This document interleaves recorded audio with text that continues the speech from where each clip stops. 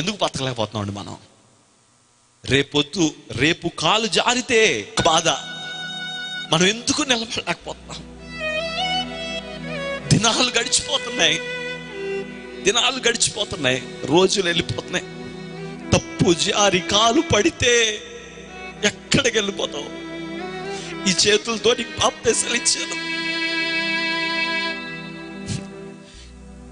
ఈ చేతులతో నువ్వు ఇచ్చిన కానుకలు తీసుకున్నాను, ఈ చేతులతో నువ్వు పెట్టిన అన్నం తిన్నాను, ఈ చేతులతో నీ కోసం ఎన్నో రోజులు ప్రార్థన చేశాను. ఒకవేళ నువ్వు కాలు జారి పడిపోతే ఎంత భయంకరంగా అయిన స్థలంలోకి వెళ్ళిపోతావు. ఆ దృశ్యం చూడకూడదు. యేసు ప్రభు ఒకటి అనుకున్నాడు, నా బిడ్డలు వెళ్ళకూడదు దాంట్లోకి, నా పిల్లలు దాంట్లోకి వెళ్ళకూడదు. ఆ నిత్య